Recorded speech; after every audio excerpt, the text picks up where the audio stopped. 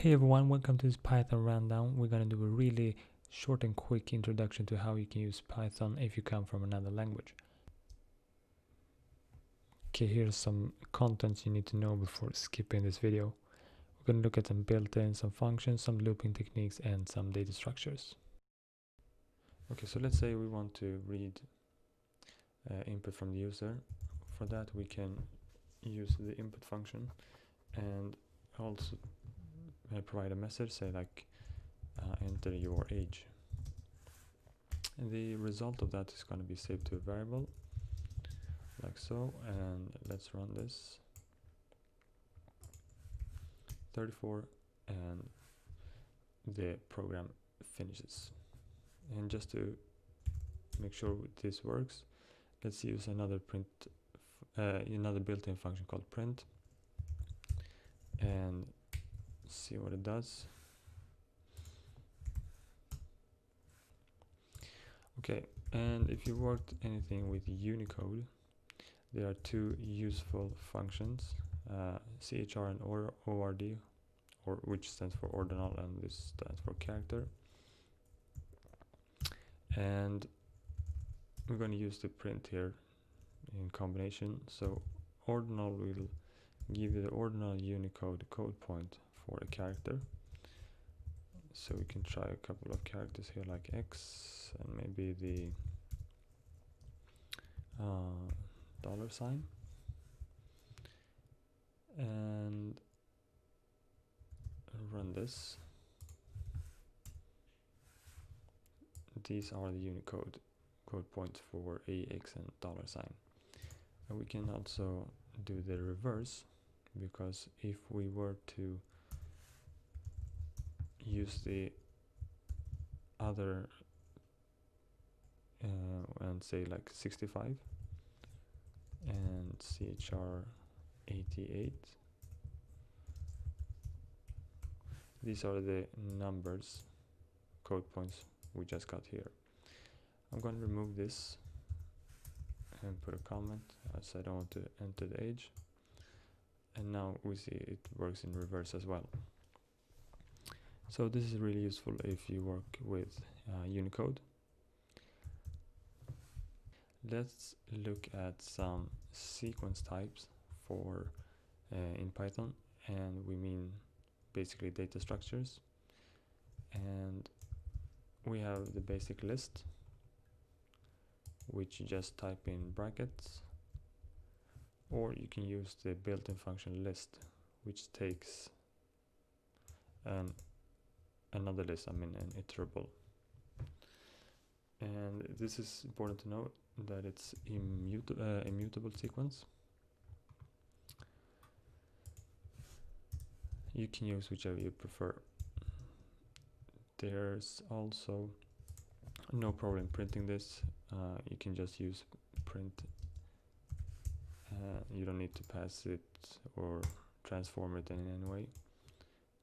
Now let's look at dictionaries, or also known as hash maps or the key value structures. You write those with curly braces. So there are two ways also: this literal statement and the built-in function called dict. Let's try to print this as well.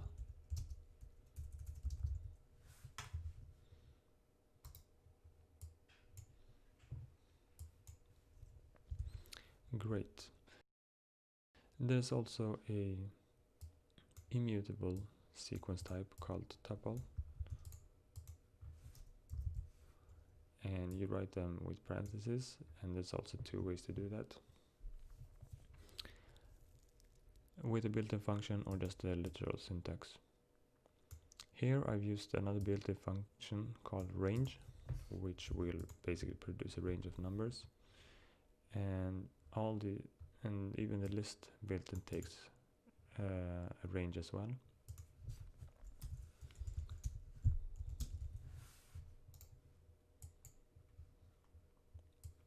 There you go. Now next up, let's look at some looping techniques for our sequences that we just created.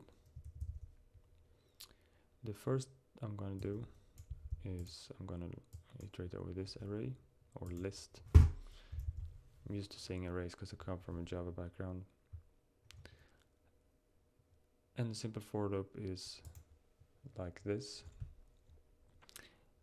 Only thing to remember, no braces here, no curly braces, no semicolons, just a tab. Okay, and what I've done here to the print statement is I've supplied another argument called end, just to say how I want to treat each line ending.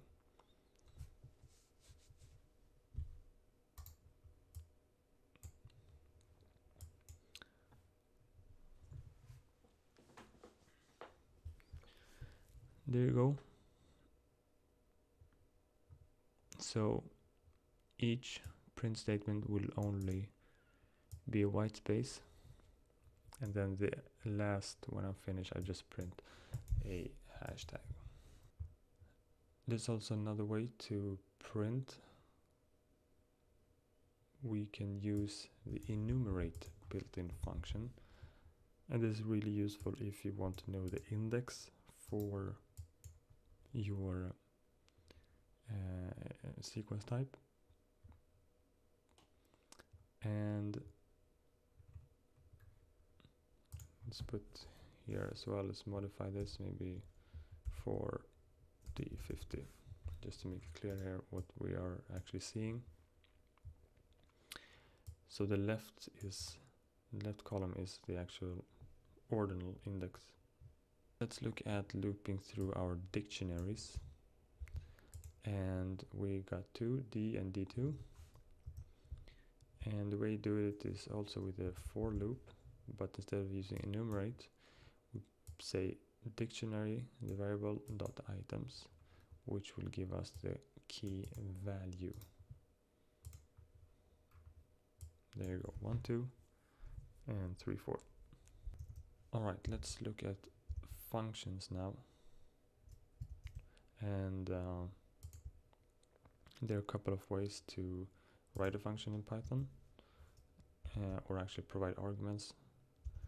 So let's look at a very simple function here with no arguments. And same here, no curly braces, no semicolons. Just type def, function name, and you're good to go. You can also provide default argument values by saying the parameter equals some default value, and let's try to print these, or actually just call them, see what happens. First one is going to print empty function, and the second one is going to print just the default value, and instead now I can do 109, and it will override that value.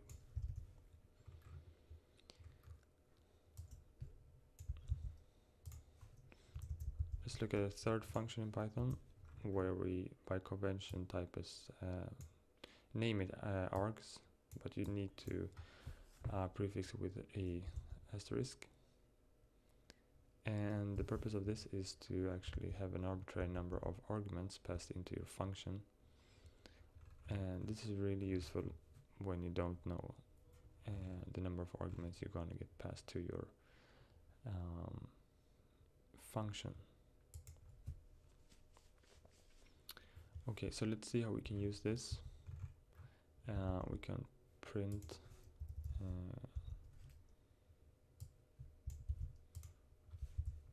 first of all, we use in the body another built-in function which returns a type of an object or variable.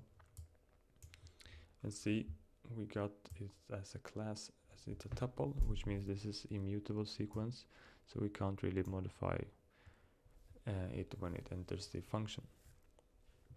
Other than that, it's just gonna iterate and print each argument. We can also pass it first a list and then a ordinary string, but it's still a tuple, and each one of these is an element in the tuple.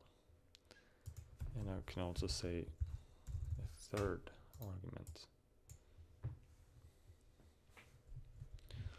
Alright, let's try this. We can also use another built-in called len, which uses or it returns a length of the iterable or the sequence type, and we see it as 3.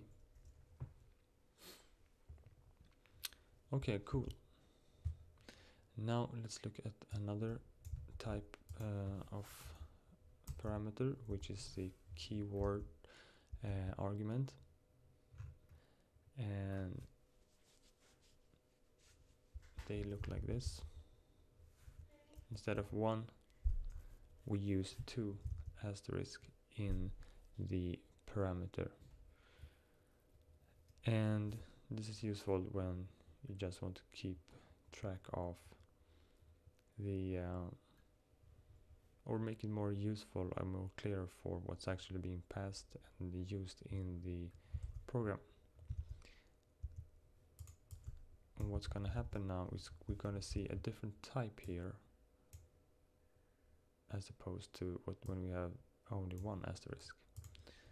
But I can call my f4 function, and this is called key value because I provide a key and a value. And let's see how this works. See, this was passed as a dictionary, and that's exactly what we are using this for. Name, key, value, key, value.